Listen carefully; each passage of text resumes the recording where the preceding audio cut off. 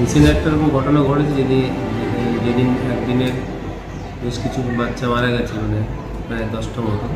একই দিনে 10টি নবজাতকের মৃত্যু মালদা মেডিকেল কলেজ ও হাসপাতালে। বিষয়টি জানতে পেরে মালদা মেডিকেল কলেজ ও হাসপাতাল কর্তৃপক্ষের থেকে পূর্ণাঙ্গ রিপোর্ট তলব করেছে স্বাস্থ্য ভবন। হাসপাতাল সূত্রে খবর, অগস্ট মাসের দ্বিতীয় সপ্তাহে ঘটনা ঘটেছে। ঘটনার কথা মেনে নিয়েছে মালদা মেডিকেল কলেজ কর্তৃপক্ষ। মেডিকেল সূত্রে খবর, ঘটনার দিন যে 10 জন শিশুর মৃত্যু হয়েছিল তার মধ্যে 8 জনকে বাইরে থেকে মালদা মেডিকেল কলেজ ও হাসপাতালে নিয়ে আসা হয়েছিল। অর্থাৎ ওই 8 জন শিশুর মধ্যে কারো জন্ম হয়েছিল অন্য কোনো সরকারি হাসপাতালে কিংবা নার্সিংহোমে। শ্বাসকষ্ট, জন্ডিস কিংবা হার্টের সমস্যার কারণে বাচ্চাগুলোর মৃত্যু হয়েছে বলে খবর।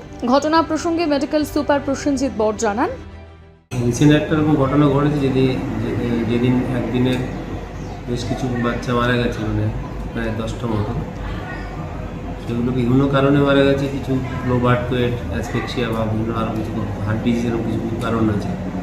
সেগুলো আমরা ইনভেস্টিগেট করে দেখছি এবং ডিটেলস রিপোর্ট আমরা ঊর্ধ্বতন কর্তৃপক্ষের কাছে পাঠাবো।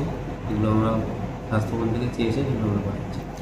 আছে বিভিন্ন কারণ আছে, শ্বাসকষ্ট আছে, সেপসিস আছে, জন্ডিস আছে, হাইপক্সিয়া। 10টার ভিতরে আউটবর্ন ছিল 8খানা, 2খানা বাচ্চা ছিল ইনবর্ন। রিপোর্ট, প্রাইমারি রিপোর্ট আমরা পাঠিয়েছি, আবার রিপোর্ট পাঠাতে বলেছেন স্বাস্থ্যভবন থেকে অফিসার। ঊর্ধ্বতন কর্তৃপক্ষ আমরা সেগুলো তৈরি করছি, পাঠিয়ে। মালদা থেকে পরিতোষ সরকারের প্রতিবেদন, নিউজ টুডে।